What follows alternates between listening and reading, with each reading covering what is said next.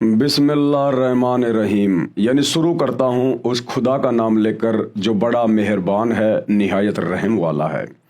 परंतु मुसलमान धर्म के भाई बहनों को तो पता ही नहीं कि वो रहमान खुदा कौन है, बड़ा मेहरबान अल्लाह कौन है। पूरा मुस्लिम समाज शैतान की बंदगी कर रहा है, काल की बंदगी कर रहा है। तो मुसलमानों को तो पता ही नहीं कि बड़ा रहमान अल्लाह कौन है। और वैसे भी मुसलमान भाई तो अपने सदग्रंथों को ढंग से ना पढ़ पाने के कारण, ना समझ पाने के कारण उलेमाओं ने, मुल्लाओं ने, काजियों ने पूरे मुस्लिम समाज में एक ही भ्रमणा फैला रखी है कि अल्लाह निराकार है, अल्लाह दिखाई नहीं देता, अल्लाह बेचून है, अल्लाह धरती पे नहीं आता, अल्लाह कभी इंसान रूप में नहीं आता।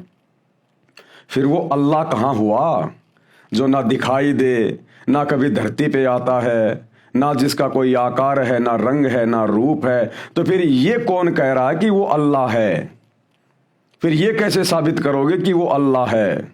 इसलिए पूरा मुसलमान समाज जिसे वर्तमान में अपना अल्लाह मान के, खुदा मान के बंदगी कर रहा है, वो असल में शैतान है। शैतान जिसने 1400 साल पहले जिब्राइल फरिश्ते के माध्यम से हजरत मोहम्मद के ऊपर कुरान शरीफ नाजिल की थी। तो मुसलमान भाइयों को तो पता ही नहीं अल्लाह कौन है। अल्लाह की जानकारी भी अब दी जाएगी आपको। अल्लाह की जानकारी स्वयं अल्लाह कबीर ने दरवेश रूप में, संत रूप में, सतगुरु रामपाल जी के रूप में प्रकट होकर स्वयं ही दी है, क्योंकि अल्लाह की जानकारी अल्लाह के सिवा कोई दूसरा सृष्टि में नहीं दे सकता। तो उसी अल्लाह के नाम से शुरू करते हैं, उसके जयकारे के नाम से आज का वीडियो। बिस्मिल्लाहिर्रहमानिर्रहीम। परमपिता परमेश्वर, सारी सृष्टि के रचनहार, कुल मालिक, असंख्य ब्रह्मांडों के स्वामी, जगत गुरु, तीनों लोकों में प्रवेश करके सबका भरण पोषण करने वाले राजाधिराज, आत्माधार, नाथों के नाथ, देवों के देव महादेव, सर्वेश्वर, महेश्वर, मृत्युंजय, अजरो अमर, आदि अनादि, सनातनी प्रभु, जगत पिता जगदीश्वर, श्री श्री 1008 की उपाधि के वास्तविक अधिकारी, अकाल मूर्त, सौद स्वरूपी राम वासुदेव, सर्वगतम ब्रह्म, परम पूज्य, प्रथम पूज्य, परम संत, परम पुरुष, परम धनी, परम दयालु, सत्य कबीर, हक्का कबीर, अल्लाहु कबीर, अल्लाहु अकबर, बाखबर, अल्लाह ताला, जगत के तारणहार, जगत के मुक्तिदाता, जगत के जगन्नाथ, हारे के सहारे, हिंदुओं के राम, मुसलमानों के अल्लाह, सिखों के वाहिगुरु, ईसाइयों के मसीह, दया के सागर दयानिधि, करुणा के सागर करुणानिधि, स्वयंभू परिभू, संकट मोचन, कष्ट हरण, मंगल करण, दुख भंजन, अविगत कबीर, निर्विकार निर्विषम परमात्मा, अलय अलेख सतगुरु, आदि अनादि सतगुरु, असली मर्यादा पुरुषोत्तम, असली राम, असली कृष्ण, असली घनश्याम, असली मुरारी, राजाओं के राजा, महाराजाओं के महाराजा, शहंशाहों के शहंशाह, सम्राटों के सम्राट, भगवानों के भगवान, अल्लाहों के अल्लाह, प्रभुओं के प्रभु, मसीहाओं के मसीह, सच्चे वाहिगुरु, बाबाओं के बाबा, पीरों के पीर, सेठों के सेठ, जगत सेठ, सावड़सा सेठ, सर्वगुण संपन्न, अनंत कोटि कलाओं के स्वामी, अनंत कोटि ब्रह्मांडों के नायक, योगियों में महायोगी, ध्यानियों में महाध्यानी, सिद्धों में परम सिद्ध, ज्ञानियों में तत्व ज्ञानी, ब्रह्म ज्ञानी, महाज्ञानी, परम ज्ञानी, सर्वश्रेष्ठ ज्ञानी, विज्ञानी, युवा कबीर, समरथ कबीर, असमवाद, अमित ओझा, सच्चे रहनुमा, करीम अल्लाह, सुभान अल्लाह, दुनिया के अंतिम पैगंबर, 8 सितंबर 1951 से गांव धनाना, जिला सोनीपत, हरियाणा, भारतवर्ष की पावन भूमि पे प्रकट रियल कल्कि भगवान श्री नारायण साकार हरि, श्री बाबा साहेब, नूर अनंत परमात्मा, सच्चे दरवेश, सच्चे मसीहा, संत श्रोमणी सतगुरु रामपाल जी परमेश्वर जी के चरण कमल में लाइव वीडियो देख रहे आप और हम सभी भाई बहनों का अनंत कोटि दंडवत प्रणाम। भाई और बहनों, ये पवित्र पुस्तक जो आपकी आंखों के सामने है, मुसलमान नहीं समझे ज्ञान कुरान, ये कोई सामान्य पुस्तक नहीं है, कोई छोटी मोटी पुस्तक नहीं है। ये रियल आसमानी होली बुक है, जिसको स्वयं अल्लाह कबीर ने धरती पे प्रकट होकर अपने मुसलमान बच्चों को जगाने के लिए लिखा है, ताकि ये संदेशा उनके मुस्लिम बच्चों तक जाए और वे अपने परमपिता परमेश्वर अल्लाह कबीर को, जो वर्तमान में दरवेश बनकर, साधु बनकर, मुर्शिद बनकर, बाखबर बनकर, तत्वदर्शी संत बनकर धरती पर प्रकट हैं, और अपना आत्म कल्याण करवाएं और काल के षड्यंत्र से बाहर निकले। इस पवित्र पुस्तक पर अभी तक 8 वीडियो बन चुके हैं। आज ये 9 नंबर का वीडियो है। यदि आप पहली बार ये वीडियो देख रहे हैं तो आपसे प्रार्थना करूंगा आप जी शुरुआत से वीडियो देखना शुरू करें, तभी आपको ये पूरा माजरा समझ में आएगा और आप जी शैतान के भयंकर षड्यंत्र को समझ पाएंगे। तो पिछले वीडियो में गुरुदेव भगवान ने मुसलमान धर्म के जो उलेमा हैं, विद्वान हैं, मुल्ला मौलवी हैं, काजी हैं, उनकी बहुत सारी गलत धारणाओं का परमाणु के साथ में खंडन किया। मुसलमान धर्म के उलेमाओं का कहना है कि कुरान शरीफ में, कुरान मजीद में, तौरात में, जबूर में, इंजल में ये कहीं नहीं लिखा हुआ है कि जन्म और मृत्यु बारंबार होती है। उन लोगों का मानना है कि सिर्फ एक बार ये जन्म मिला है और जितने भी हमारे मुसलमान धर्म के व्यक्ति हैं, हमारे नबी हजरत आदम से लेकर और जब तक वो कयामत का दिन नहीं आता है जो खरबों वर्ष बाद आएगा, तब तक जितने भी मुस्लिम हैं वो सब कब्रों में दफनाए जाएंगे और कयामत के दिन उनको कब्रों से बाहर निकाला जाएगा। और जैसे जिसने कर्म किए हैं, अच्छे कर्म किए हैं तो वो जन्नत में जाएगा, सुख भोगेगा, और जिसने बुरे कर्म किए हैं वो जहन्नुम में जाएगा, दुख उठाएगा। और बाकी नीचे की सारी जो पृथ्वी है, चांद, सूरज, आकाश, तारे, सितारे, ये पूरी कायनात समाप्त कर दी जाएगी। केवल जहन्नुम अर्थात नरक बचेगा, जहां पर बुरे कर्म करने वाले मुसलमानों को सजा दी जाएगी, और दूसरा जन्नत बचेगी, जहां पर अच्छे कर्म करने वाले मुसलमानों को सदा सदा के लिए सुख भोगने के लिए वहां बैठाया जाएगा। और अल्लाह जिस 7वें आसमान पर रहता है बस वो बचेगा, बाकी सब नष्ट हो जाएगा। तो मुसलमान धर्म के उलेमाओं की इन गलत और मिथ्या धारणाओं को, जो कि उनका अपना मनमुखी आचरण है, उनकी अपनी मनमुखी बातें हैं, मुसलमान धर्म की पुस्तकों में ऐसा कहीं नहीं लिखा हुआ है। इन सब बातों का सतगुरु रामपाल जी ने पिछले वीडियो में आप जी ने देखा किस प्रकार से मुस्लिम धर्म की पवित्र पुस्तकों से आयतें दिखा दिखा के खंडन किया है और समझा दिया कि 21 ब्रह्मांड में सभी जीव मनुष्य शरीरधारी, उनका बारंबार जन्म होगा और उनकी मृत्यु होगी, क्योंकि इस काल को, इस शैतान को प्रतिदिन 1 लाख स्त्री पुरुष इसको खाने का आदेश मिला हुआ है।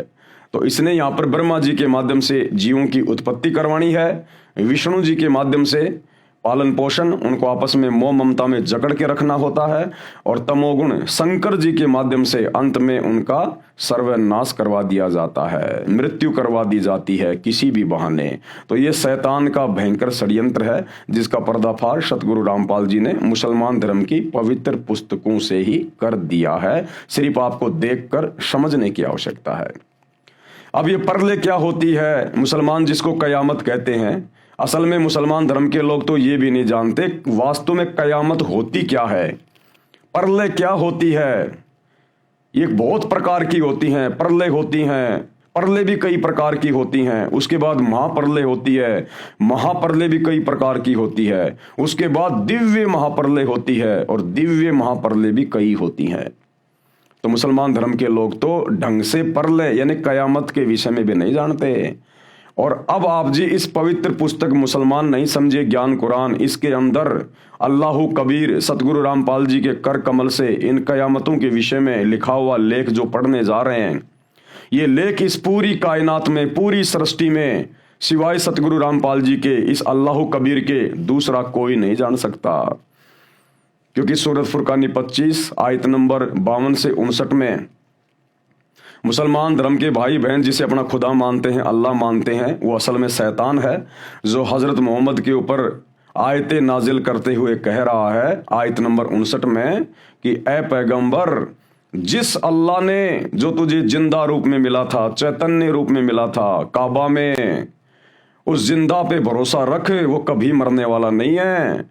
और जिस अल्लाह ने 6 दिन में पूरी कायनात को रचा, आसमान और जमीन के दरमियान जो भी कुछ था उसको बनाया, और 7वें दिन तख्त पे जा बैठा, उसकी जानकारी किसी बाखबर से जा पूछो।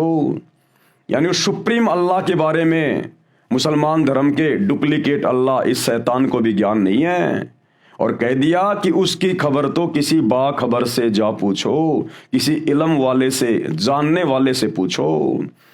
तो भाई वो बाखबर, वो इल्म वाला अल्लाह कबीर स्वयं धरती पर सतगुरु रामपाल जी के रूप में प्रकट है। आप और हम सभी भटकी हुई आत्माओं को शैतान के षड्यंत्र से छुड़वाकर अपने सातवें आसमान सतलोक में ले जाने के लिए आया है। अब वे इस पुस्तक में लिख रहे हैं कि मुसलमान धर्म के लोग तो कयामत के विषय में भी नहीं जानते। कयामत होती क्या है? कयामत से ऊपर तो कई कयामत हैं जिनको परले कहा जाता है, महापरले, दिव्य महापरले। तो देखिए वो क्या होती हैं, किस प्रकार से होती हैं। पवित्र पुस्तक मुसलमान नहीं समझे ज्ञान कुरान, वीडियो नंबर 9। आप पढ़ें परले, महापरले तथा दिव्य महापरले की जानकारी। एक होती है परले, एक होती है महापरले और एक होती है दिव्य महापरले।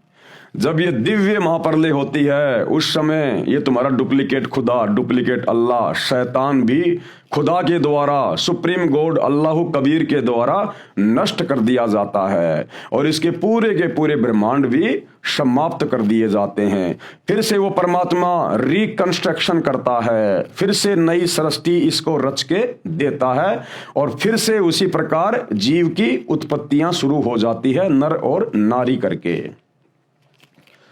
सबसे पहले गुरुदेव बता रहे हैं परले की जानकारी। परले का अर्थ होता है विनाश। ये दो प्रकार की होती है, आंशिक परले और दूसरी महापरले। एक होती है आंशिक परले, एक महापरले। अब ये आंशिक परले क्या है? देखो भाई और बहनों, हमने ज्यादा दिमाग पचाने की जरूरत नहीं है इसके अंदर, क्योंकि हमारी मुक्ति होगी। हमारे गुरुदेव भगवान ने, अल्लाह कबीर ने हमें जो भक्ति दे दी है, जो शत भक्ति मंत्र हमारे को दे दिए हैं, जो पांचों यज्ञ हमें दे दी हैं, जिससे शैतान से हमारा छुटकारा होगा और हम अपने अल्लाह कबीर परमेश्वर के पास में जाएंगे। लेकिन ये जानकारी इसलिए दी जा रही है कि इस काल ने, शैतान ने, डुप्लीकेट खुदा ने हर धर्म के अंदर अपने झूठे प्रचारक भेज रखे हैं। मुसलमान धर्म में जिनको मुल्ला मौलवी और काजी कहा जाता है, उलेमा कहा जाता है। हिंदू धर्म में जिनको संत, महंत, आचार्य, शंकराचार्य, महामंडलेश्वर कहा जाता है। ये सब के सब काल के एजेंट हैं, इस शैतान के एजेंट हैं और इनका केवल एक ही काम है कि इन भोली भाली अल्लाह कबीर की आत्माओं को धर्म और आदि अधूरी भक्ति के आधार से फंसा के रखना और काल का भोजन तैयार करवाना। तो परमेश्वर उन लोगों की जानकारी के लिए कि नालायकों, परले क्या होती है, महापरले क्या होती है, कब तुम्हारा डुप्लीकेट खुदा शैतान भी नष्ट होता है, ये सारी जानकारी यहां पृथ्वी पर किसी को नहीं है। तो कोई ये ना समझे कि सतगुरु रामपाल जी कोई ऐसे वैसे संत हैं, इनको जानकारी नहीं होगी। जो जानकारी सतगुरु रामपाल जी बताने जा रहे हैं, ये जानकारी तुम्हारे डुप्लीकेट खुदा शैतान को भी नहीं है, ब्रह्मा विष्णु महेश को भी नहीं है। ये जानकारी आंशिक परले ये दो प्रकार की होती है। एक तो चौथे युग, कलयुग के अंत में पृथ्वी पर एक निकलंक नामक 10वां अवतार आता है, जिसे कल्कि भी कहा है। वह उस समय कलयुग के सभी भक्तिहीन मानव शरीरधारी प्राणियों को अपनी तलवार से मारकर समाप्त करेगा। आंशिक परले क्या होती है? 4 युग होते हैं, सतयुग, त्रेता, द्वापर और कलयुग। वर्तमान में कलयुग चल रहा है। कलयुग अभी केवल 5,500 वर्ष बीता है और कलयुग की कुल आयु है 4,32,000 वर्ष। तो कलयुग के लास्ट में, एंड में विष्णु का अवतार आएगा। जैसे त्रेता में रामचंद्र जी आया था, श्री कृष्ण जी आए थे, परशुराम जी आए थे, ऐसे ही कलयुग के एंड में 10वां अवतार आएगा, निकलंक, जिसको कल्कि भी कहा जाता है। वो क्या करेगा? उस समय जो भक्तिहीन प्राणी होंगे, उस समय माहौल बहुत ज्यादा बिगड़ जाएगा, पृथ्वी पर हाहाकार मच जाएगा, जिसका आगे गुरुदेव भगवान जिक्र कर रहे हैं कि क्या क्या होगा उस समय।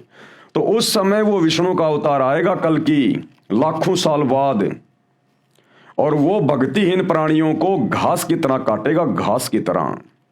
और जो अच्छी आत्मा होंगी वही बचेंगी, बाकी सबको वो मारेगा, सबको समाप्त करेगा।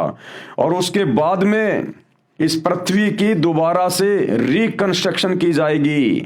पूरी पृथ्वी के ऊपर फिर जल ही जल हो जाएगा, जल ही जल। पूरी पृथ्वी एक बार फिर से रिकंस्ट्रक्ट की जाएगी परमेश्वर के द्वारा। उसको कहते हैं आंशिक परलय। ये दो प्रकार की होती है। एक तो चौथे युग कलयुग के अंत में पृथ्वी पर एक नीकलंक नामक 10वां अवतार आता है, जिसे कल्कि भी कहा है। वह उस समय कलयुग के सभी भक्तिहीन मानव शरीरधारी प्राणियों को अपनी तलवार से मारकर समाप्त करेगा। उस समय मानव यानी मनुष्य स्त्री पुरुष की उम्र 20 वर्ष की होगी। ये लाखों साल बाद की बातें हैं, लाखों साल। कलयुग के एंड में क्या होगा वो बता रहे हैं गुरुदेव। उस समय इंसान की उम्र स्त्री और पुरुष की केवल 20 साल की हो जाएगी, और 15 साल की उम्र में तो बच्चे उच्चे पैदा करके बूढ़ा होके आदमी मर भी लिया करेगा। 5 वर्ष की आयु में लड़की बच्चे पैदा करने लग जाएगी, क्योंकि टोटल उम्र उस समय 20 साल की होगी। जैसे वर्तमान में कलयुग में इंसान की उम्र है 100 साल, परंतु 100 साल तो कोई इक्का दुक्का पहुंचता है, बाकी 70-80 90 तक लोग मर जाते हैं। उस समय मानव की उम्र 20 वर्ष की होगी तथा 5 वर्ष खंड लैस होगी।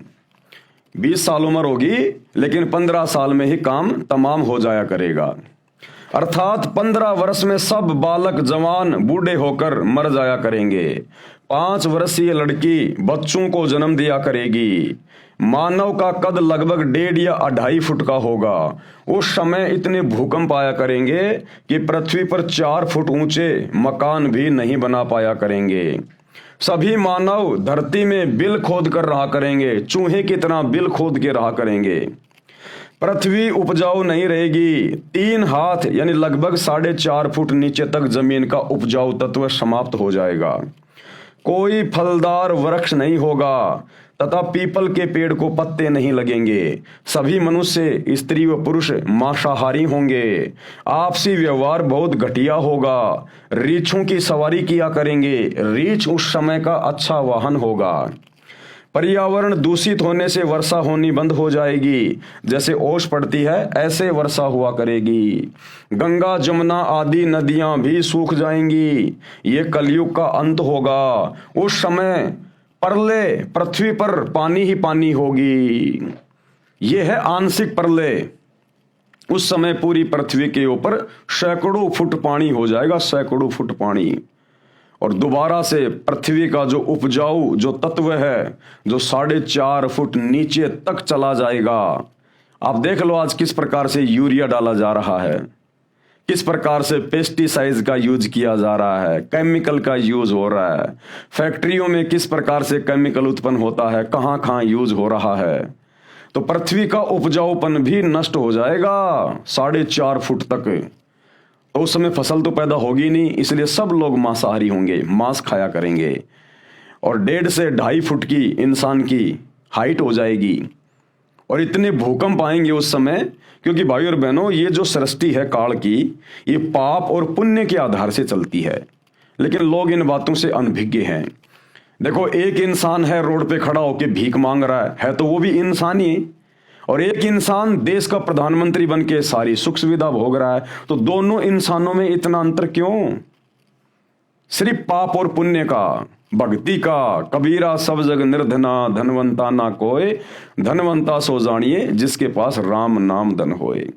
तो जो आज भिखारी बन के रोड पे दिए बाबा 1-1 रुपए के लिए जो सारा दिन धूप में खड़ा रहता है ना, है वो भी इंसान ही। लेकिन वर्तमान में उसके पास में भक्ति नहीं है, उसके पास में पुण्य नहीं है, केवल उसके पाप कर्म बचे हुए हैं। कभी किसी मानव जन्म में उसने पहले दान पुण्य नहीं किया, भक्ति नहीं करी। आत्मा चार्ज होती है भक्ति से, भक्ति से चार्ज होती है, भक्ति से बनते हैं पुण्य।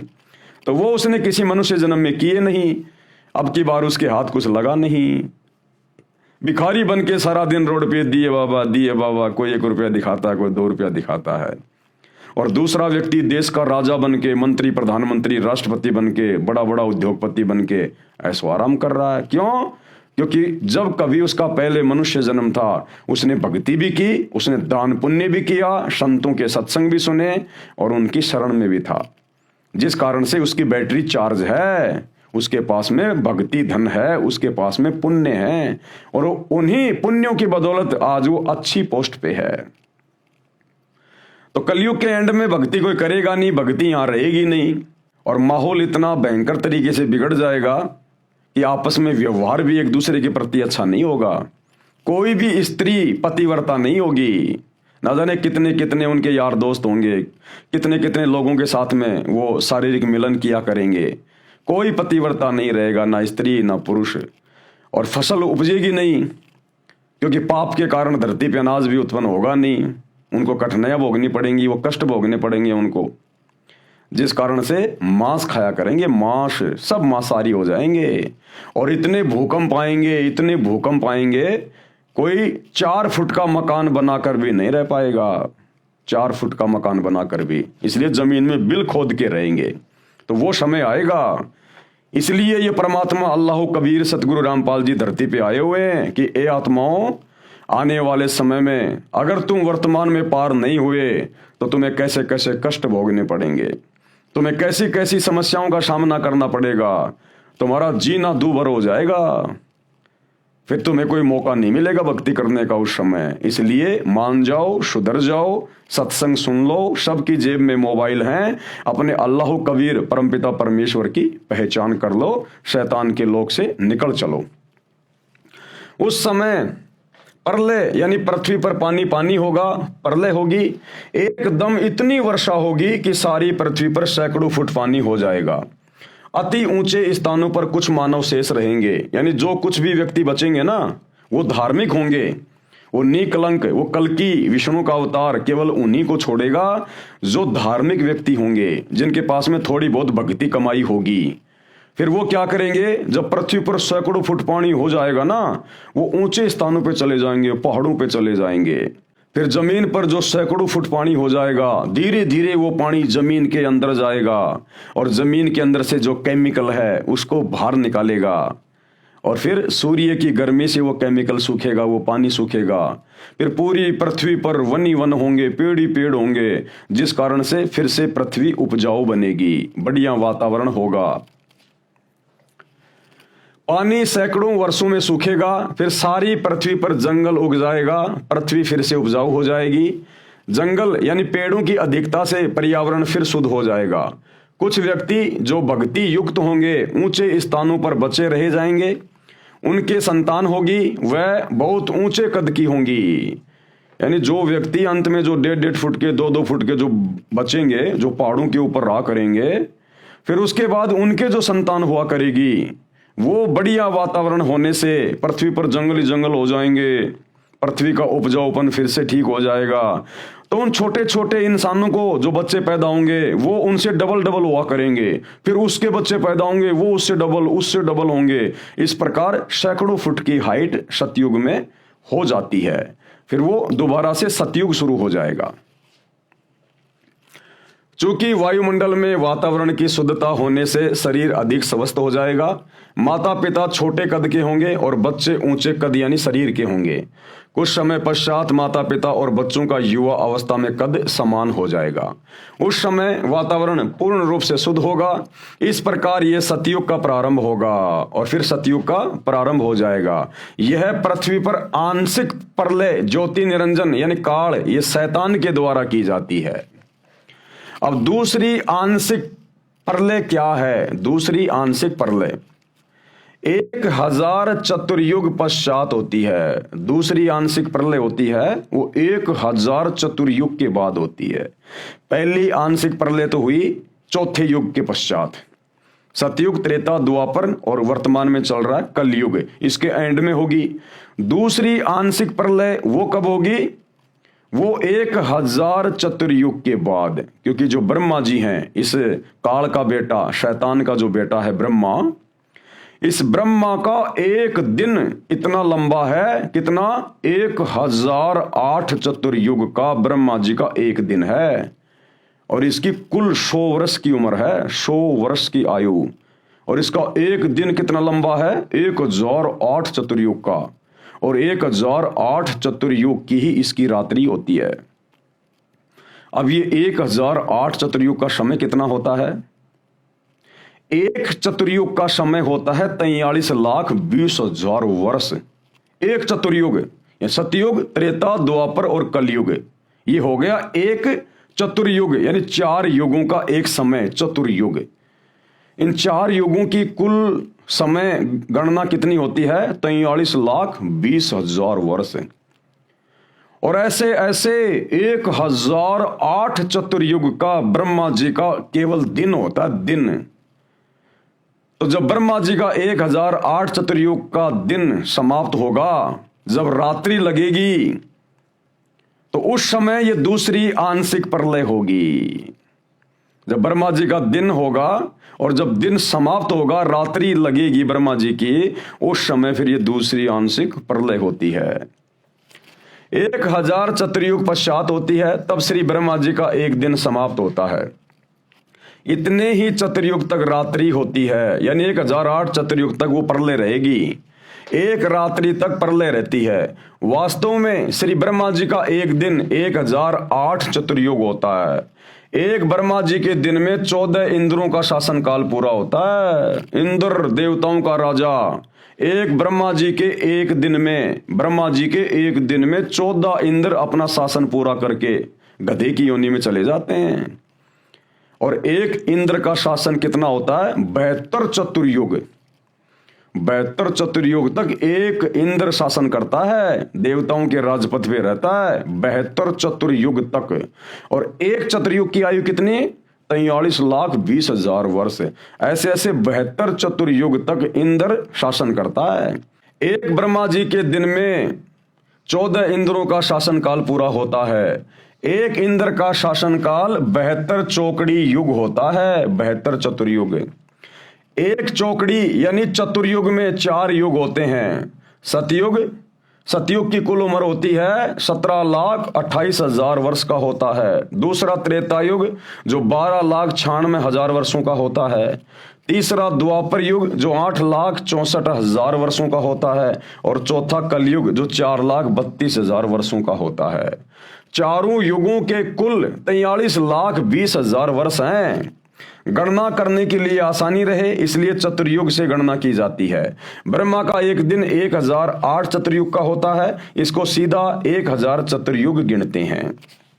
जब ब्रह्मा का दिन समाप्त होता है, यानी 1000 चतुर्युग का समय जब समाप्त होता है, तो पृथ्वी, पाताल व स्वर्ग, इंद्र लोक के सभी प्राणी नाश को प्राप्त होते हैं, वो नष्ट हो जाते हैं। प्रलय में विनाश हुए प्राणी ब्रह्म अर्थात काल जो ब्रह्मलोक में रहता है, ये शैतान तथा व्यक्त रूप से किसी को दर्शन नहीं देता, जिसे अव्यक्त मान लिया गया है, निराकार मान लिया गया है, उस अव्यक्त ब्रह्म यानी काल के लोक में अचेत करके गुप्त डाल दिए जाते हैं। जब ब्रह्मा जी का एक दिन पूरा होता है, रात्रि शुरू होती है, तो ये दूसरी आंशिक जो प्रलय है वो आती है। और जब वो प्रलय आती है तो ये पाताल लोक, स्वर्ग लोक और ये देवताओं के राजा इंद्र का लोक, ये और ये पृथ्वी लोक, ये सब नष्ट हो जाएंगे। नष्ट होने का मतलब जीव नष्ट हो जाएंगे। और सभी जीवों को कहां रखा जाएगा? सभी जीवों को, ये जो ब्रह्म है, जो काल है, शैतान जो किसी के सामने आता नहीं, प्रकट नहीं होता, गुप्त रहता है, अव्यक्त रहता है, सभी जीवों को उसके ब्रह्मलोक में रख दिया जाएगा। जिसे अव्यक्त मान लिया गया है, उस अव्यक्त ब्रह्म यानी काल के लोक में अचेत करके गुप्त डाल दिए जाते हैं। फिर 1000 चतुर्युग, वैसे तो वास्तव में 1008 चतुर्युग की होती है, लेकिन सीधे सीधे 1000 चतुर्युग से काउंटिंग की जा रही है। फिर 1000 चतुर्युग की ब्रह्मा की रात्रि समाप्त होने पर इन तीनों लोकों, पाताल लोक, पृथ्वी लोक, स्वर्ग लोक में उत्पत्ति क्रम प्रारंभ हो जाएगा। फिर से यहां पर जीवों की उत्पत्ति शुरू होती है। उस समय ब्रह्मा, विष्णु, शिव लोक के प्राणी और ब्रह्मलोक यानी महास्वर्ग के प्राणी बचे रहते हैं। यह दूसरी प्रकार की आंशिक प्रलय हुई। अब है महाप्रलय। महाप्रलय भी कई प्रकार की होती हैं। यह 3 प्रकार की होती है।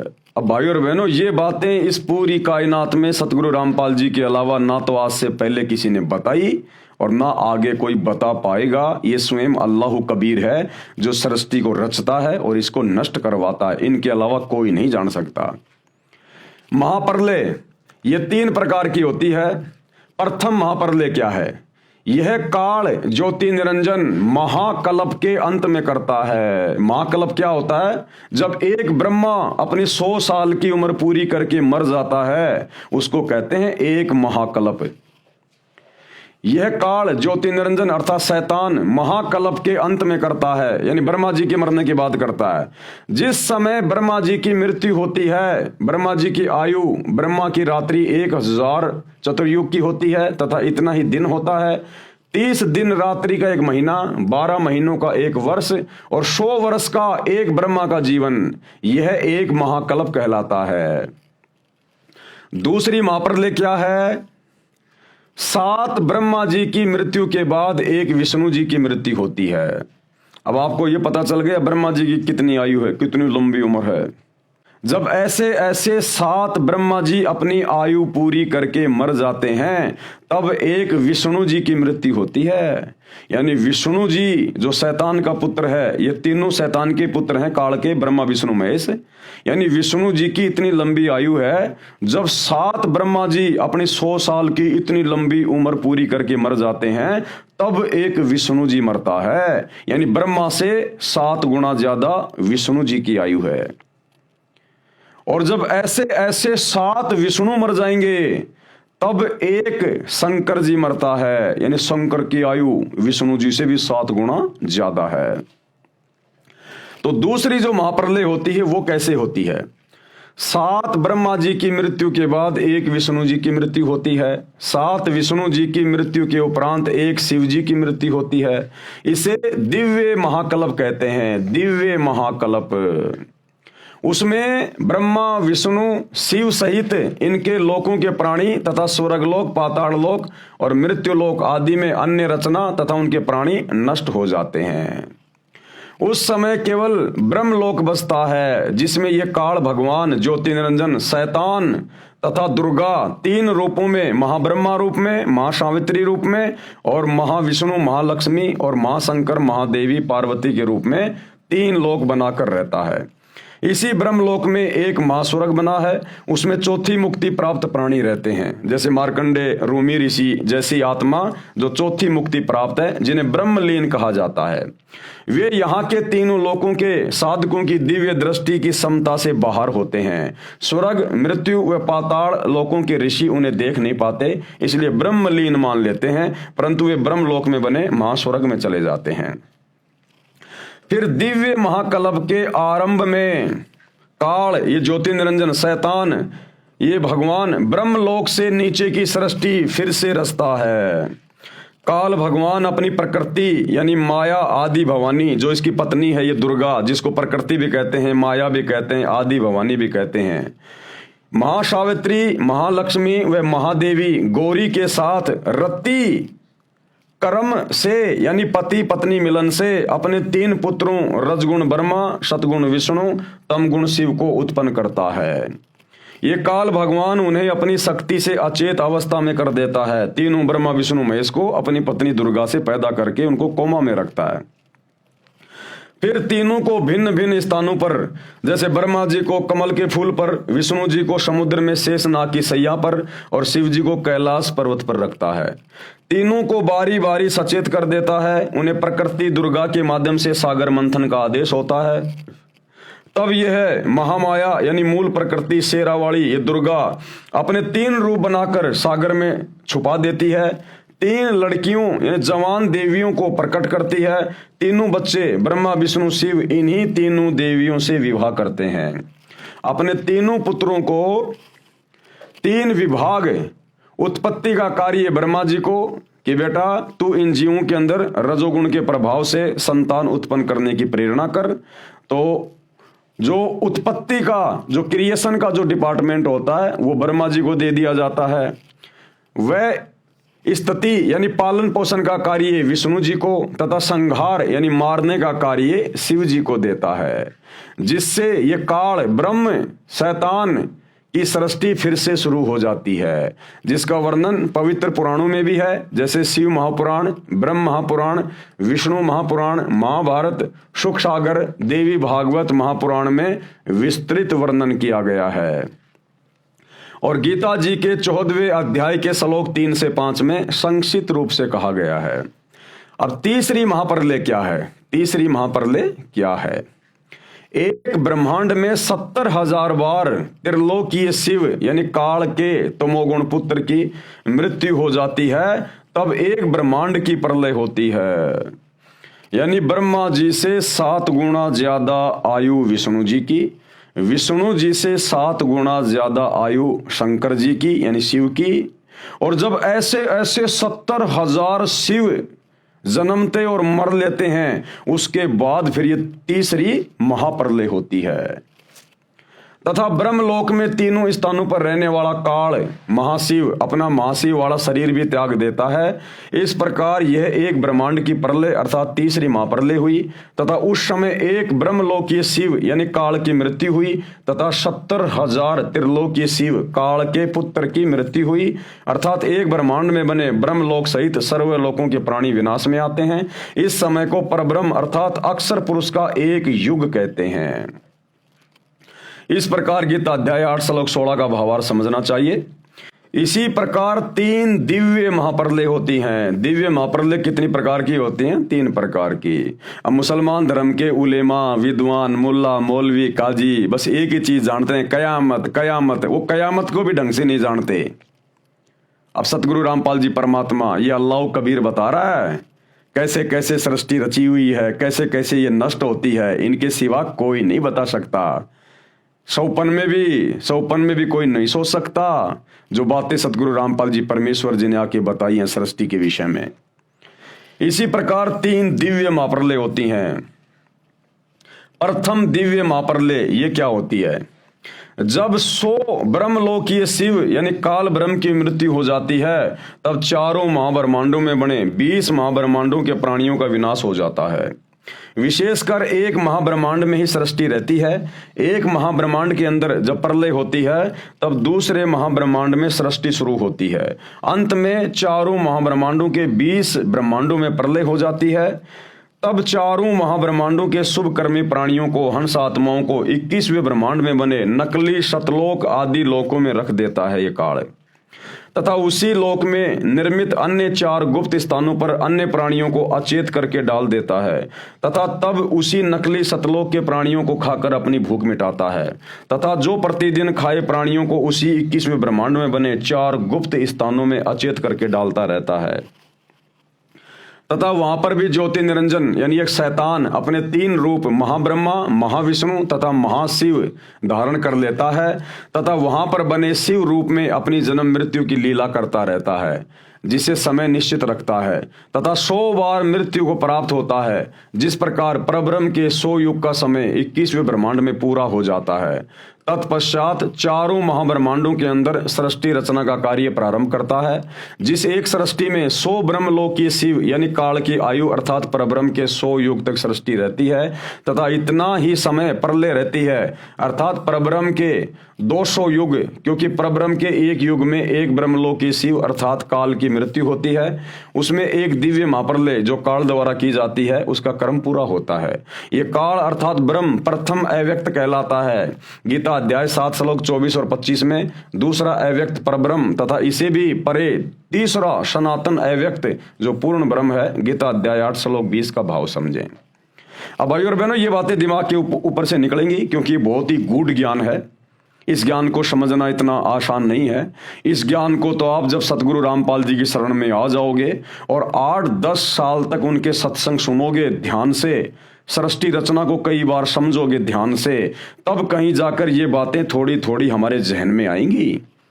तो यहां पर ये सारी बातें महाप्रलय की, दिव्य महाप्रलय की, आंशिक प्रलय की, गुरुदेव भगवान केवल मुसलमान धर्म के उन प्रवक्ताओं को, उलेमाओं को, उनको समझाने की दृष्टि से लिख रहे हैं कि तुम तो खाली प्रलय प्रलय प्रलय प्रलय, इससे ज्यादा तुम्हें कुछ नहीं पता। जब इस ज्ञान के अंदर जाओगे तो तुम्हारे दिमाग के तोते उड़ जाएंगे, तोते। शैतान का इतना भयंकर षड्यंत्र है। दूसरी दिव्य महाप्रलय क्या होती है? इस दिव्य महाप्रलय में ये शैतान भी नष्ट हो जाता है। इस उपरोक्त महाप्रलय के 5 बार हो जाने के पश्चात द्वितीय दिव्य महाप्रलय होती है। दूसरी दिव्य महाप्रलय परब्रह्म अविगत पुरुष अक्षर पुरुष करता है। उसमें काल ब्रह्म अर्थात ये क्षर पुरुष, ये शैतान सहित सर्व 21 ब्रह्मांडों का विनाश हो जाता है, जिसमें 3 लोक, स्वर्गलोक, मृत्युलोक, पाताल लोक, ब्रह्मा विष्णु शिव व काल ज्योति निरंजन ओकार निरंजन जिसको शैतान भी कहते हैं, तथा इनके लोकों ब्रह्मलोक अर्थात सर्व अन्य 21 ब्रह्मांडों के प्राणी नष्ट हो जाते हैं। यानी मुसलमान जिसे अपना खुदा मान रहे हैं, अल्लाह मान रहे हैं, वो शैतान और उसके सारे लोक नष्ट कर दिए जाते हैं और पर ब्रह्म के लोक में सभी जीवात्माओं को रख दिया जाता है। विशेष 7 त्रिलोकीय ब्रह्मा की मृत्यु के बाद 1 त्रिलोकीय विष्णु की मृत्यु होती है, यानी 7 ब्रह्मा जी के बाद में 1 विष्णु जी की मृत्यु होती है, तथा 7 विष्णु की मृत्यु के बाद 1 शिव की मृत्यु होती है। 70,000 शिव की मृत्यु के बाद 1 ब्रह्मलोकीय शिव अर्थात काल ब्रह्म की मृत्यु पर ब्रह्म के 1 युग के बाद होती है। ऐसे 1000 युग का परब्रह्म यानी अक्षर पुरुष का 1 दिन तथा इतनी ही रात्रि होती है। अक्षर पुरुष की रात्रि का समय शुरू होने पर प्रकृति दुर्गा सहित काल ज्योति निरंजन अर्थात परब्रह्म तथा इसके 21 ब्रह्मांडों के प्राणी नष्ट हो जाते हैं, तथा परब्रह्म यानी दूसरा अव्यक्त वो अक्षर पुरुष का 1000 युग का दिन समाप्त होता है। इतनी ही रात्रि व्यतीत होने के उपरांत ब्रह्म को यानी शैतान को फिर पूर्ण ब्रह्म ये कबीर परमात्मा प्रकट करता है। गीता अध्याय 8 श्लोक 17 का भाव ऐसे समझें, परंतु ब्रह्मांडों व महाब्रह्मांडों व इनमें बने लोकों की सीमा यानी गोलाकार दीवार समझो समाप्त नहीं होती। फिर इतने ही समय के बाद ये काल तथा माया प्रकृति देवी को पूर्ण ब्रह्म कौन कबीर परमात्मा अल्लाह कबीर अपने द्वारा पूर्व निर्धारित सृष्टि कर्म के आधार पर पुनः उत्पन्न करता है, तथा सभी प्राणी जो काल के कैदी यानी बंदी हैं उनके कर्म आधार पर शरीरों में सृष्टि कर्म नियम से रचता है तथा लगता है कि परब्रह्म रच रहा है। यहां पर गीता अध्याय 15 का श्लोक 17 याद रखना चाहिए, जिसमें कहा है कि उत्तम प्रभु तो कोई और ही है, उत्तम पुरुष तु अन्य परमात्मा इति उदाहरत है। यानी उत्तम परमात्मा सर्वश्रेष्ठ परमात्मा तो कोई और ही है और वो है अल्लाह कबीर, जो वास्तव में अविनाशी परमेश्वर है, कभी नहीं मरता, वो अकाल है, जो तीनों लोकों में प्रवेश करके सबका धारण पोषण करता है। तथा गीता अध्याय 18 के श्लोक 61 में कहा है कि अंतर्यामी परमेश्वर सभी प्राणियों को यंत्र यानी मशीन के सदृश से कर्म आधार पर घुमाता है तथा प्रत्येक प्राणी के हृदय में स्थित है। गीता के पाठकों को फिर भ्रम होगा कि गीता अध्याय 15 के श्लोक 15 में काल ब्रह्म यानी शैतान कहता है कि मैं सभी प्राणियों के हृदय में स्थित हूं तथा सर्व ज्ञान अपोहन व वेदों को प्रदान करने वाला हूं। हृदय कमल में काल भगवान महापार्वती दुर्गा सहित महाशिव रूप में रहता है तथा पूर्ण परमात्मा भी जीव आत्मा के साथ अभेद रूप से रहता है, जैसे वायु रहती है गंध के साथ, दोनों का अभेद संबंध है परंतु कुछ गुणों का अंतर है। गीता अध्याय 2 के श्लोक 17 से 21 में भी विस्तृत विवरण है। इस प्रकार पूर्ण ब्रह्म भी प्रत्येक प्राणी के हृदय में जीव आत्मा के साथ रहता है, जैसे सूर्य दूर स्थान पर होते हुए भी उसकी उष्णता व प्रकाश का प्रभाव प्रत्येक प्राणी से अभेद है तथा जीवात्मा का स्थान भी हृदय में ही है। एक विशेष बात और है, एक महाब्रह्मांड का विनाश परब्रह्म के 100 युग के उपरांत होता है। इतने ही वर्षों तक एक महाब्रह्मांड में प्रलय रहती है। काल अर्थात ब्रह्म ज्योति निरंजन को तो ऐसा जानो जैसे गर्मियों के मौसम में राजस्थान हरियाणा आदि क्षेत्रों में वायु का एक स्तंभ जैसा मिट्टी युक्त वायु आसमान में बहुत ऊंचे तक दिखाई देता है तथा चक्कर लगाता हुआ चलता है, जो अस्थायी होता है, परंतु गंध तो वायु के साथ अभेद रूप में है। इसी प्रकार जीवात्मा तथा परमात्मा का सूक्ष्म संबंध समझें। ऐसे ही सभी प्रलय तथा महाप्रलय के कर्म को पूर्ण परमात्मा सत्य पुरुष कबीर देव अल्लाह कबीर से ही होना निश्चित समझें। 1000 युग जो परब्रह्म की रात्रि है उसके समाप्त होने पर काल ये ज्योति निरंजन शैतान की सृष्टि फिर से सत्य पुरुष कबीर देव अल्लाह कबीर की शब्द शक्ति से बनाए समय के विधान अनुसार प्रारंभ होती है। अक्षर पुरुष यानी परब्रह्म पूर्ण ब्रह्म सत्य पुरुष के आदेश से काल यानी ज्योति निरंजन शैतान व माया यानी ये दुर्गा और इन सभी प्राणियों सहित काल के 21 ब्रह्मांड में भेज देता है तथा पूर्ण ब्रह्म के बनाए विधान अनुसार सर्व ब्रह्मांडों में अन्य रचना प्रभु कबीर जी की कृपा से हो जाती है। माया यानी प्रकृति तथा काल ज्योति निरंजन के सूक्ष्म शरीर पर नूरी शरीर भी पूर्ण परमात्मा ही रचता है तथा शेष उत्पत्ति ब्रह्म अपनी पत्नी दुर्गा प्रकृति के संयोग से करता है। शेष स्थान निरंजन 5 तत्व के आधार से रचता है। फिर काल ये ज्योति निरंजन यानी शैतान इसकी सृष्टि प्रारंभ होती है। इस प्रकार ये परब्रह्म दूसरा अव्यक्त कहलाता है। अब तीसरी दिव्य महाप्रलय, ये तीसरी दिव्य महाप्रलय क्या है?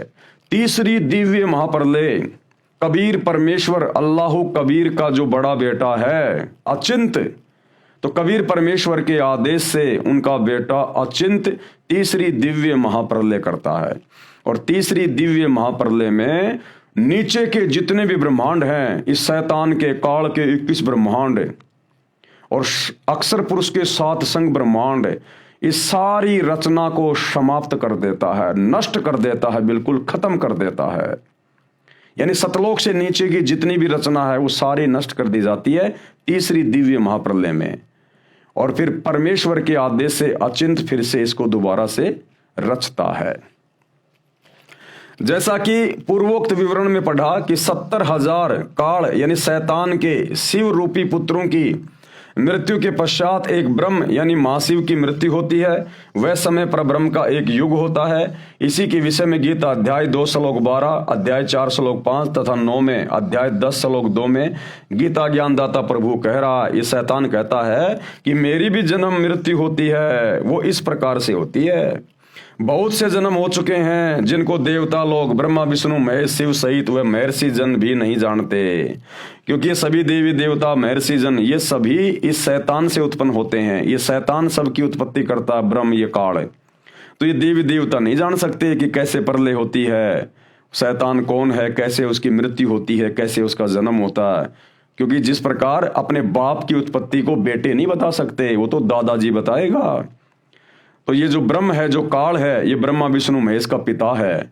तो ब्रह्मा विष्णु महेश अपने पिता की उत्पत्ति के बारे में नहीं जानते। इस ब्रह्म, इस काल शैतान की उत्पत्ति बताएगा सत्य पुरुष परम अक्षर ब्रह्म कबीर देव अल्लाह कबीर, वो बताएगा। तो आज ये सारी की सारी जानकारी जो आपको दिखाई जा रही है, बताई जा रही है, ये अल्लाह कबीर सत्य पुरुष सतगुरु रामपाल जी धरती पे प्रकट हैं, जो सारी की सारी जानकारी दे रहे हैं। तेरे और मेरे बहुत से जन्म हो चुके हैं जिसको देवता लोग ब्रह्मा विष्णु तथा शिव सहित वे महर्षि जन भी नहीं जानते, क्योंकि वे सब मुझसे ही उत्पन्न हुए हैं। कौन कह रहा है? ये शैतान। गीता अध्याय 4 श्लोक 9 में कहा है कि मेरे जन्म और कर्म दिव्य हैं। पर ब्रह्म के एक युग में काल भगवान सदाशिव वाला शरीर त्यागता है तथा पुनः अन्य ब्रह्मांड में अन्य 3 रूपों में विराजमान हो जाता है। ये लीला स्वयं करता है। पर ब्रह्म का एक दिन 1000 युग का होता है, इतनी ही रात्रि होती है। 30 दिन रात का 1 महीना, 12 महीनों का 1 वर्ष तथा 100 वर्ष की परब्रह्म यानी द्वितीय अव्यक्त अक्षर पुरुष की आयु होती है। उस समय परब्रह्म अक्षर पुरुष की मृत्यु होती है। यह तीसरी दिव्य महाप्रलय कहलाती है।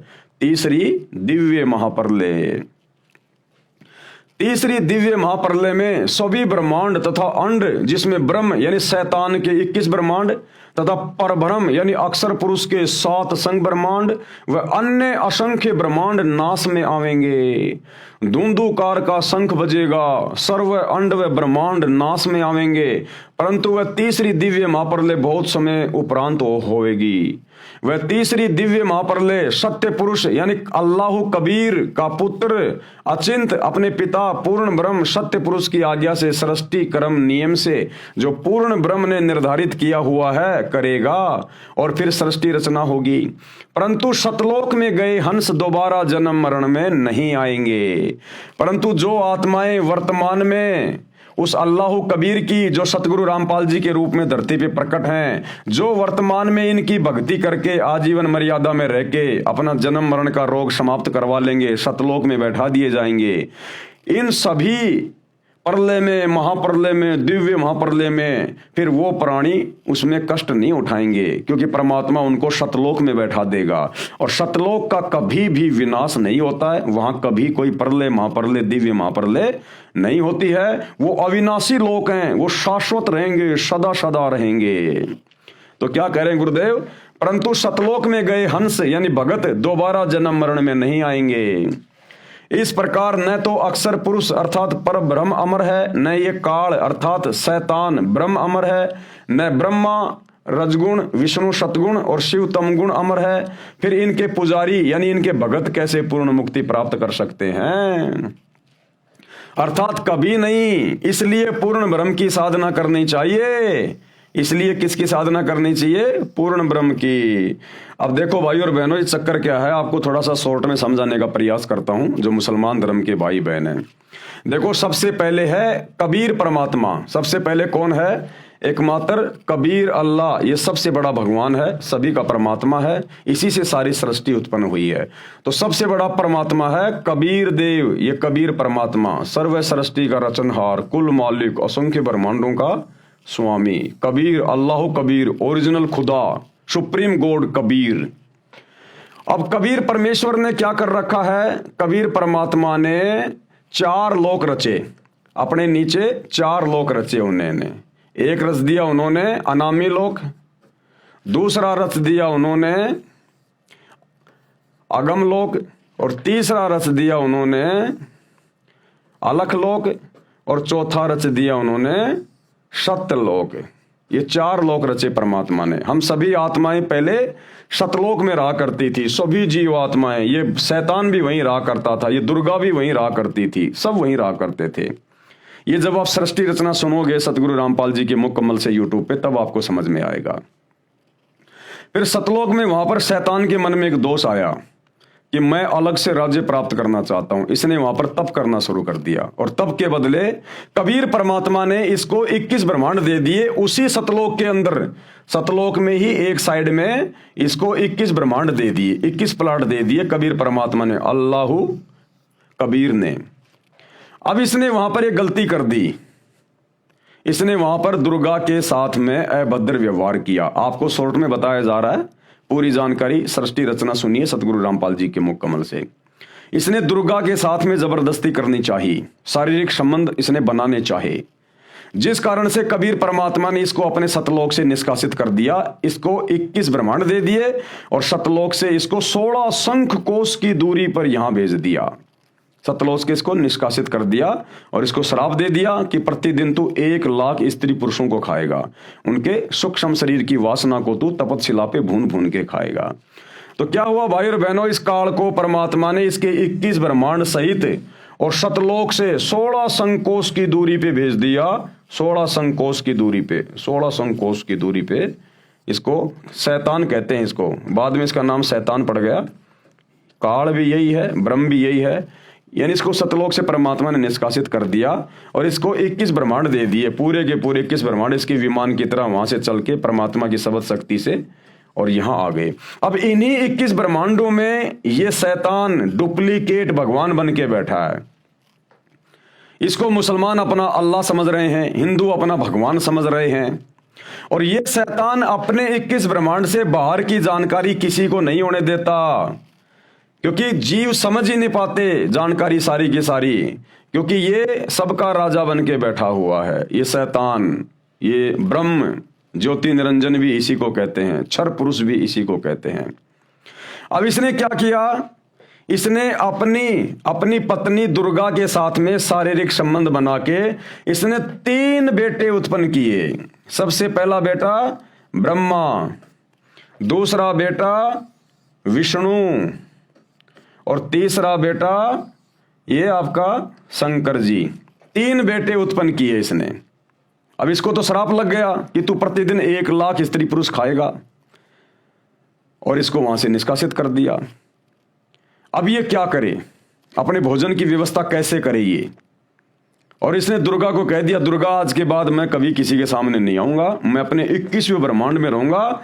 21वें ब्रह्मांड में यहां पर इसने एक अपने लिए अपनी जगह बना रखी है, यहां रहता है ये 21वें ब्रह्मांड में, और तू मेरी सारी व्यवस्था करेगी, नीचे की सृष्टि मेरे आदेश से तू चलाएगी, तू संभालेगी।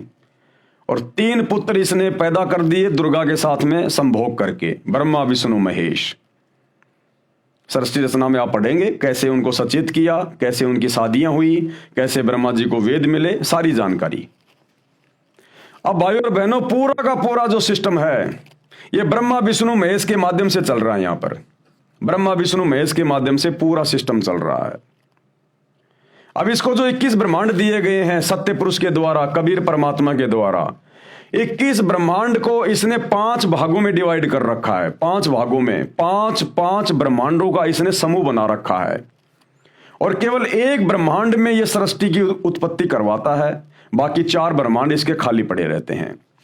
तो एक ब्रह्मांड में इसने सृष्टि को चलाया हुआ है, जिसमें आप और हम सभी लोग फंसे हुए हैं, और इस एक ब्रह्मांड का राजा बना दिया अपने तीनों बेटों को, ब्रह्मा विष्णु और महेश को। ब्रह्मा विष्णु महेश को इसने राजा बना रखा है, और अपनी जानकारी हम जीवों को नहीं होने देता। बाकी हम शिव जीव हैं, हिंदू मुस्लिम सिख ईसाई जितने भी हैं, गधे कुत्ते सुअर, हम यहाँ जीव हैं।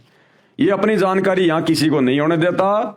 अपने तीनों बेटों के माध्यम से, ब्रह्मा विष्णु महेश के माध्यम से, ये अपने भोजन की व्यवस्था करवाता है। ब्रह्मा के माध्यम से रजोगुण के द्वारा बच्चे उत्पन्न करवाता है, विष्णु के द्वारा एक दूसरे में मोह ममता बनी रहती है, और शंकर जी किसी न किसी बहाने लड़ाई में, झगड़े में, बीमारी में, एक्सीडेंट में मार मार के उनको अपने बाप के पास में भेजता रहता है, यहाँ 21वें ब्रह्मांड में तपस्या पर। इन तीनों को भी नहीं पता बेचारों को कि हमारा बाप ये शैतान है, ये काल है, क्योंकि शैतान ने, काल ने उस दुर्गा को कह दिया कि मेरी जानकारी किसी को मत देना, वरना मेरे से बुरा कोई नहीं होगा। तो दुर्गा भी डरती हुई ये जानकारी इनको नहीं बताती। अब पूरा हिंदू समाज दुर्गा को कहता है दुर्गा माता, शेरा वाली माता, 16 श्रृंगार करती है। आप उनकी फोटोएं देखिए, सिंदूर भरती है, माथे पे बिंदिया लगाती हैं, 16 श्रृंगार कर रखे हैं, और सब क्या कहते हैं, दुर्गा माता, जय हो माता, जय हो माता। लेकिन ये किसी को नहीं पता कि उसका पति कौन है। अरे बिना पति के वो माता कैसे बन गई? अरे जो सुहागण औरत होती है वही तो सिंदूर लगाती है, वही तो माथे पे बिंदिया लगाएगी, 16 श्रृंगार करेगी, माता वही तो कहलाएगी। कंवारी औरत कैसे मां कहलाएगी? तो हिंदू धर्म का कोई भी आचार्य, शंकराचार्य ये नहीं बता पाता कि उस माता का पति कौन है। ये सारा भेद सतगुरु रामपाल जी ने आके खोला कि ये काल, ये शैतान उस दुर्गा का पति है। ये गुप्त रहता, किसी के सामने नहीं आता, और अपने तीनों बेटों के माध्यम से अपने भोजन की व्यवस्था करवाता है, यहां पर इंसानों को पैदा करवा के। अब ये शैतान क्या करता है कि यहां के किसी भी प्राणी को जो ब्रह्मा विष्णु महेश के माध्यम से मैं उत्पन्न करवा रहा हूं, जन्म देता हूं, मारता हूं, फिर 84 लाख योनियों में जैसे वो कर्म करते हैं मनुष्य योनि में, फिर उनकी सजा देने के लिए 84 लाख योनियों में डालता है, गधा कुत्ता सुअर बनाता है, किसी को नरक में, किसी को स्वर्ग में भेजता है। इसी एक ब्रह्मांड के अंदर सारी की सारी ये प्रोसीजर है। ब्रह्मा विष्णु महेश के लोक भी यही है, दुर्गा का लोक भी है, बाकी देवी देवताओं के लोक वगैरह, नरक स्वर्ग वगैरह सब कुछ इस एक ब्रह्मांड के अंदर है, जहां इसने सृष्टि शुरू कर रखी है। अब ब्रह्मा विष्णु महेश को भी नहीं पता कि हमारा बाप कौन है और हम क्यों ये कार्य कर रहे हैं। अगर इनको पता चल जाए तो ये काम ये करेंगे नहीं, तो ये जानकारी शैतान इनको होने नहीं देता है। अब ब्रह्मा विष्णु महेश के माध्यम से ये शैतान अपने भोजन के लिए, अपने स्वार्थ के लिए, हम अल्लाह कबीर की सभी आत्माओं को भ्रम में रखता है। ये हमें आपस में बांट के रखता है, लड़ा झगड़ा के रखता है। इसी ने अपने अवतार भेजे। इस शैतान ने ब्रह्मा जी का अवतार भेज दिया बाबा आदम, और मुसलमान धर्म चलवा दिया। इसी शैतान ने विष्णु जी का अवतार भेज दिया, त्रेता में श्री रामचंद्र, द्वापर में श्री कृष्ण जी भेज दिया, और शंकर जी के अवतार रूप में भेज दिया हजरत मोहम्मद को। और इसी प्रकार तीनों देवताओं के माध्यम से, और विष्णु जी के लोक से आया था आपका ये हजरत, ये ईसा मसीह, जिसने ये ईसाई समाज चला दिया। यानी इस एक ब्रह्मांड की पूरी सृष्टि, जिसमें हिंदू मुसलमान सिख ईसाई दुनिया भर के धर्म जातियां इंसान बनी हुई हैं, ये सारे के सारे ब्रह्मा विष्णु महेश के माध्यम से ये शैतान हैंडल कर रहा है। और हम गधे यहां पर आपस में, मैं मुसलमान, मैं हिंदू, मेरा धर्म सबसे बड़ा, मेरी भक्ति सबसे बड़ी। और ये शैतान यही चाहता है कि मेरे तीनों बेटों के माध्यम से मैं अपने अवतार भेजता रहूं, किसी को मुसलमान धर्म में, किसी को हिंदू धर्म में, और इन मूर्खों को आपस में ये उलझा के रखें कि हमारा धर्म बड़ा, हमारी भक्ति बड़ी, और काल का बढ़िया काम चल रहा है, आपस में लड़ रहे हैं, मर रहे हैं, खस रहे हैं, और उसके भोजन की व्यवस्था हो रही है। अब भाई और बहनों, ये सारा का सारा षड्यंत्र समझाने के लिए ये कबीर भगवान, क्योंकि हम आत्मा इसकी हैं, और जब इसने देखा इस शैतान ने तो मेरी आत्मा को गधा कुत्ता सुअर बना दिया, नरक में ठोक रहा है, भयंकर कष्ट उठा रही है आत्मा, रो रही हैं, चीख रही हैं, चिल्ला रही हैं, तो ये दयालु परमात्मा है, ये है वो बड़ा मेहरबान रहम दिल वाला, बिस्मिल्लाह रहमान रहीम, ये है वो रहमान रहीम कबीर भगवान। तो फिर ये कबीर भगवान क्या करता है, ये आता है क्योंकि ये सर्वशक्तिमान है, ये कुछ भी कर सकता है। फिर ये परमात्मा आता है यहां पर इस गंदे लोक में एक बाखबर बन के, तत्वदर्शी संत बन के, साधु बन के, और फिर ये हम आत्माओं को ज्ञान देता है पूरी सृष्टि रचना का कि तुम्हारे को शैतान ने इस प्रकार से भयंकर षड्यंत्र में फंसा रखा है और तुम मेरे पास रहा करते थे सतलोक में, जहां किसी चीज की कोई कमी नहीं थी, ना वहां तुम्हारी कभी मृत्यु होती, ना कभी बुढ़ापा आता, ना कोई काम करना पड़ता, तुम्हारे बड़े बड़े महल हैं, तुम्हारे एरोप्लेन हैं, किसी चीज की वहां कोई कमी नहीं है। और तुम इस शैतान के चक्कर में आ गए। शैतान तुम्हारे को बैला फुसला के दुर्गा के माध्यम से यहां ले आया और अब तुम वापस चलो, मैं तुम्हें ज्ञान देने के लिए आया हूं संत रूप में, दरवेश रूप में।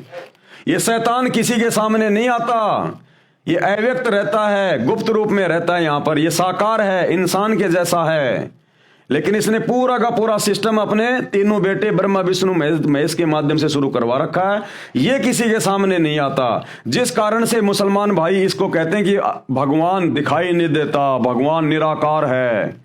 मुसलमान कह देते हैं हमारा अल्लाह दिखाई नहीं देता, अल्लाह निराकार है। अरे तुम्हारा अल्लाह यहां बैठा है, ये शैतान, ये काल, ये है तुम्हारा अल्लाह, तुम्हारा भगवान, तुम्हारा गॉड, ये है।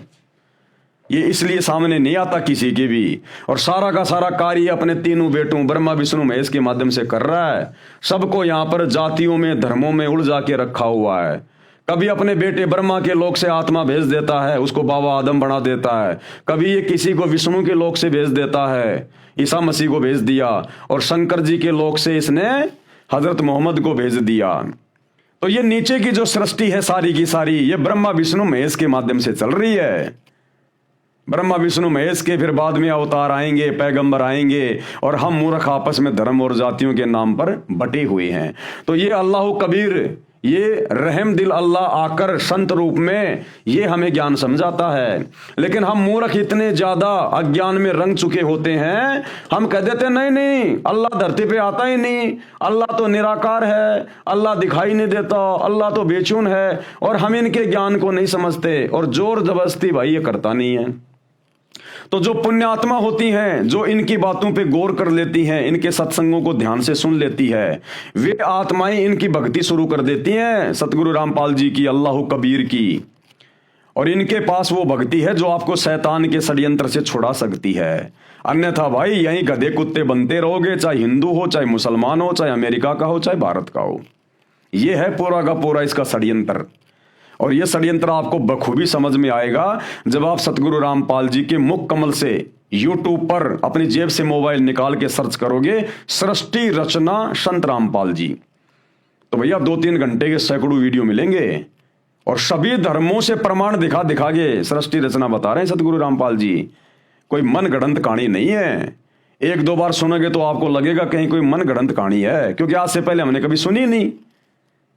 लेकिन जब हम देखेंगे अपने धर्मशास्त्रों में, गीता में, वेदों में, कुरान में, पुराण में, जब हम ये प्रमाण देखेंगे, सबूत देखेंगे, तब हम दांतों तले उंगली दबाएंगे। तब भाई तुम्हें सतगुरु रामपाल जी में परमात्मा दिखाई देगा, अल्लाह कबीर दिखाई देगा। अन्यथा भाई ये शैतान है तुम्हारा अल्लाह जो गुप्त रहता है। मुसलमान जिसे अपना खुदा अल्लाह कहते हैं ना, ये है वो शैतान जिसने हजरत मोहम्मद के ऊपर कुरान शरीफ नाजिल की, हजरत मूसा के ऊपर तौरात नाजिल की, हजरत दाऊद के ऊपर इसने जबूर नाजिल की, हजरत ईसा पे इंजिल नाजिल की। ये है वो शैतान जिसने वेदों का ज्ञान दिया, और जिसने महाभारत के युद्ध में अर्जुन को गीता का ज्ञान दिया श्री कृष्ण जी में प्रवेश करके। ये है वो शैतान, ये किसी के सामने नहीं आता। तो भाई इसने अपने तीनों बेटों के माध्यम से, ब्रह्मा विष्णु महेश के माध्यम से हम सभी को धर्मों में बांट रखा है, जातियों में बांट रखा है। यहां से अपने अवतार, अपने पैगंबर भेजते रहते हैं। तो ये सारी जानकारी अल्लाह कबीर स्वयं आके देता है भाई, ये भेद और कोई नहीं बता सकता। इसलिए सतगुरु रामपाल जी के सत्संग सुनने की आवश्यकता सभी को, जितने भी इंसान है इस पृथ्वी पर। अगर अपना पीछा छुड़वाना चाहते हो, तो शैतान के षड्यंत्र से बाहर निकलना चाहते हो, अन्यथा भैया महा कष्ट। तो मुसलमान धर्म के उलेमाओं खुद भी समझो, और भोली भाली आत्माओं को भी समझाओ, और नरक के रास्ते से बाहर निकालो। ये है पूरा का पूरा षड्यंत्र। और ये सतगुरु रामपाल जी के द्वारा सृष्टि रचना को ढंग से सुने बिना, उनके सत्संग ढंग से ध्यान देकर सुने बिना, वह लाख जन्म भी समझ में नहीं आएगा। तो भाइयों और बहनों, आज की वीडियो में हम केवल इतना ही लेंगे। परमात्मा ने आज हमें 3 प्रकार की जो परलें होती है उसके विषय में समझाया। और कल रात्रि 8 बजे सभी भाई बहन फिर से लाइव जुड़िए, क्योंकि कल रात्रि का जो वीडियो होगा वो भी बहुत ज़्यादा इम्पोर्टेंट होगा। ये थोड़ा सा वीडियो शेष है, हम इसको थोड़ा सा और कर लेते हैं इसको पूरा। जिसकी उपासना से जीव सतलोक अमरलोक में चला जाता है, यानी वो कबीर परमात्मा आता है फिर संत रूप में धरती पर, जो आज सतगुरु रामपाल जी के रूप में आए हुए हैं। तो इनकी उपासना से यानी भक्ति से ये जीव सतलोक यानी अमरलोक में चला जाता है। फिर वह कभी नहीं मरता, फिर इस गंदे लोक में नहीं आता और सतलोक में कभी मृत्यु होती नहीं, पूर्ण मुक्त हो जाता है। वह पूर्ण ब्रह्म कबीर देव अल्लाह कबीर तीसरा सनातन अव्यक्त है, जो गीता अध्याय 8 के श्लोक 20-21 में वर्णन है। गीता अध्याय 15 श्लोक 16-17 में यही कहा है। श्लोक 16, इस लोक में 2 पुरुष, एक क्षर पुरुष यानी ये काल शैतान ज्योति निरंजन, तथा दूसरा अक्षर पुरुष यानी परब्रह्म, तथा इनके लोकों के सब प्राणी नाशवान हैं, ये सब मरते हैं। आपने देखा ना तीसरी दिव्य महाप्रलय में अक्षर पुरुष भी, ये शैतान भी, इसके लोक भी सब नष्ट हो जाते हैं। आत्मा सबकी अमर है। फिर गीता अध्याय 15 ही के श्लोक 17 में कहा है कि वास्तव में पुरुषोत्तम यानी श्रेष्ठ परमात्मा तो उपरोक्त क्षर पुरुष यानी शैतान तथा अक्षर पुरुष से अन्य है। जो परमात्मा कहलाता है, जो रहमान कहलाता है, बड़ा मेहरबान कहलाता है, वो है वो कबीर भगवान, जो वर्तमान में सतगुरु रामपाल जी के रूप में आए हुए हैं। जो तीनों लोकों में प्रवेश करके सबका धारण पोषण करता है, वह वास्तव में अविनाशी है। अमर करूं शतलोक पठाऊं, ताते बंदी छोड़ कहाऊं। क्या कहता वो अल्लाह कबीर कि अमर करूं, इस काल के शैतान के षड्यंत्र से तुम्हें बाहर निकाल के भक्ति देके अमर कर दूंगा, शतलोक में बैठा दूंगा। अमर करूं शतलोक बैठाऊं, ताते बंदी छोड़ कहाऊं। इसलिए इसको बंदी छोड़ कहा जाता सूक्ष्म वेद में, 5वें वेद में, कबीर सागर में। बंदी छोड़ का मतलब जो हमें काल के बंधनों से, कर्म बंधनों से छुड़वा दे, अपनी भक्ति दे के जन्म और मरण के बंधनों से छुड़वा दे, उसको कहते हैं बंदी छोड़। 84 लाख योनियों के बंधन से छुड़वा दे, उसको कहते हैं बंदी छोड़, यानी बंधनों से छुड़वाने वाला। इस शैतान ने, इस काल ने हमारे को यहाँ पर ब्रह्मा विष्णु महेश के माध्यम से हर प्रकार से बंधनों में बांध रखा है। हमें जानकारी नहीं होने देता भक्ति की, सच्चे खुदा की, सच्ची इबादत की। हमारे को कर्म बंधनों में बांध के रखता है, हमसे बुरे कर्म करवाता है, फिर बुरे कर्मों की बदौलत ये हमारे को नरक में ठोक देता है, गधे कुत्ते सूअर की योनि में ठोक देता है। तो इन तमाम प्रकार के शैतान के द्वारा लगाए गए कर्मों से जो भगवान आके हमें बचाता है, छुड़वाता है, उसको कहते हैं बंदी छोड़, जो हमें शैतान के बंधनों से छुड़वाकर सतलोक ले जाता है। अमर करूं शतलोक पठाऊं यानी बैठाऊं, ताते बंदी छोड़ कहाऊं। उसी पूर्ण परमात्मा अविनाशी परमेश्वर का प्रमाण गीता जी के अध्याय 2 के श्लोक 17 में, अध्याय 3 के श्लोक 14-15 में, अध्याय 7 के श्लोक 13 और 19 व 29 में, अध्याय 8 के श्लोक 3, 4, 8, 9, 10, 20, 21, 22 में, अध्याय 13 श्लोक 12 से 17 तथा 22 से 24, 27 से 28, 30, 31 व 34 तथा अध्याय 4 श्लोक 31, 32, अध्याय 5 श्लोक 14, 15, 16, 19, 20, 24, 26 में, अध्याय 6 श्लोक 7 तथा 19, 20, 25 से 27 में तथा अध्याय 18 श्लोक 46, 61, 62 तथा 66 में भी विशेष रूप से प्रमाण दिया गया है। अब ये इतने प्रमाण, इतनी जानकारियां कौन दे सकता है? ये हिंदू धर्म के ठेकेदार चारों शंकराचार्य एक एक वेद को लेके बैठे हुए हैं। आज तक बताया इन्होंने कभी ये ज्ञान इस प्रकार से खुल के? इनको तो शैतान के विषय में भी जानकारी नहीं है। ब्रह्मा विष्णु महेश को ये अजरो अमर बता रहे हैं, यहाँ तो शैतान ब्रह्मा विष्णु महेश का बाप भी मरता है और असंख्य बार मर लिया। तो काहे के शंकराचार्य हैं जिनको वेदों का भी ढंग से ज्ञान नहीं है। विशेष रूप से प्रमाण दिया गया है कि उस पूर्ण परमात्मा की शरण में, कौन से पूर्ण परमात्मा? अल्लाह कबीर, जो वर्तमान में संत रूप में धरती पे प्रकट है। उस पूर्ण परमात्मा की शरण में जाकर जीव फिर कभी जन्म मरण में नहीं आता, शतलोक चला जाता है। अमर करूं शतलोक पठाऊं, ताते बंदी छोड़ कहाऊं। विशेष काल का जाल समझने के लिए ये विवरण ध्यान रखें कि त्रिलोक में यानी तीनों लोकों में एक शिव जी है जो इस काल का बेटा है, शैतान का बेटा है, यानी ब्रह्मा विष्णु महेश तीनों शैतान के बेटे हैं। जो 7 त्रिलोकीय विष्णु जी की मृत्यु तथा 49 त्रिलोकीय ब्रह्मा जी की मृत्यु के उपरांत मृत्यु को प्राप्त होता है। ऐसे ही काल भगवान एक ब्रह्मांड में बने ब्रह्मलोक में महाशिव रूप में रहता है। परमेश्वर द्वारा बनाए समय के विधान अनुसार सृष्टि का समय बनाए रखने के लिए ये ब्रह्मलोक वाला महाशिव काल भी मृत्यु को प्राप्त होता है। जब त्रिलोकीय 70,000 ब्रह्म काल के पुत्र शिव मृत्यु को प्राप्त हो जाते हैं, तब एक ब्रह्मलोकीय शिव यानी ब्रह्म ये शैतान पूर्ण परमात्मा द्वारा बनाए समय के विधान अनुसार परवश हुआ मरता है तथा जन्मता है। यह है ब्रह्मलोकीय शिव यानी ब्रह्म, इसको काल भी कहते हैं। इसकी मृत्यु का समय परब्रह्म अक्षर पुरुष का एक युग होता है। इसलिए गीता जी के अध्याय 2 के श्लोक 12, गीता अध्याय 4 श्लोक 5, अध्याय 10 श्लोक 2 में कहा है कि मेरे तथा तेरे बहुत जन्म हो चुके हैं, कि अर्जुन तेरे और मेरे बहुत जन्म हो चुके हैं। कौन कह रहा है? ये शैतान, ये ब्रह्म श्री कृष्ण जी में प्रवेश करके, मैं जानता हूं तू नहीं जानता, मेरे जन्म अलौकिक अर्थात अद्भुत होते हैं। अद्भुत उदाहरण आदरणीय गरीबदास साहिब जी सन 1717 संवत 1774 में श्री बलराम जी के घर पर माता रानी जी के गर्भ से जन्म लेकर 61 वर्ष तक शरीर में गांव छुड़ानी जिला झज्जर में रहे तथा सन 1778 विक्रम में संवत 1835 में शरीर त्याग गए। आज भी उनकी स्मृति में एक यादगार बनी है जहां पर शरीर को जमीन में सादर दबाया गया था।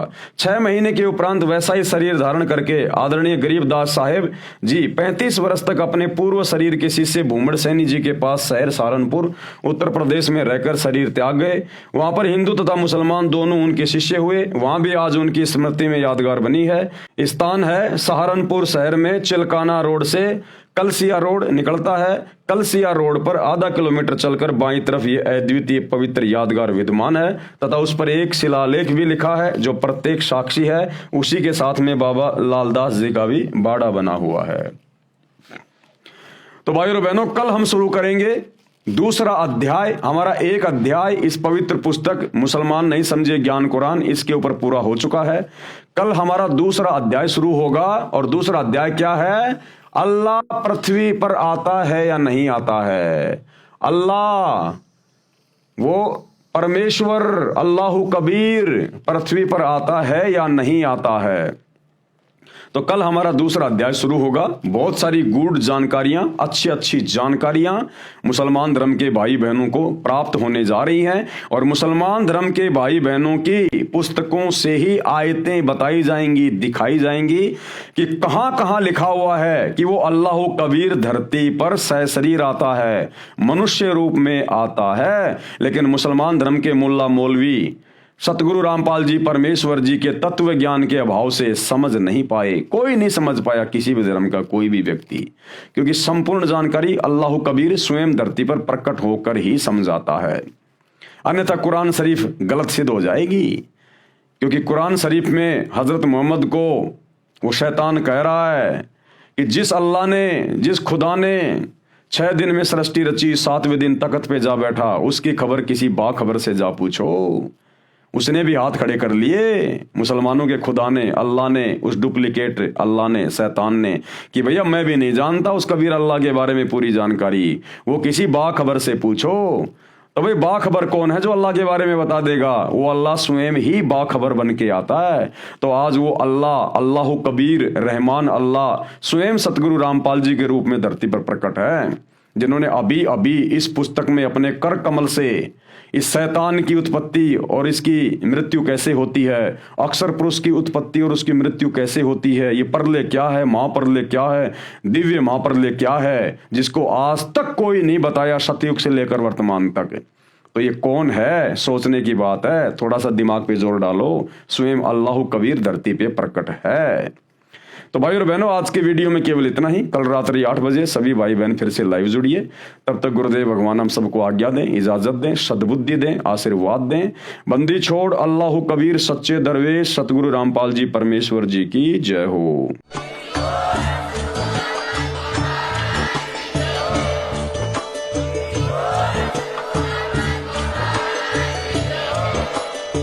भाई जो गुरु बचन पे डट गए, कट गए फंद 84 के, कट गए फंद 84 के, कट गए फंद 84 के।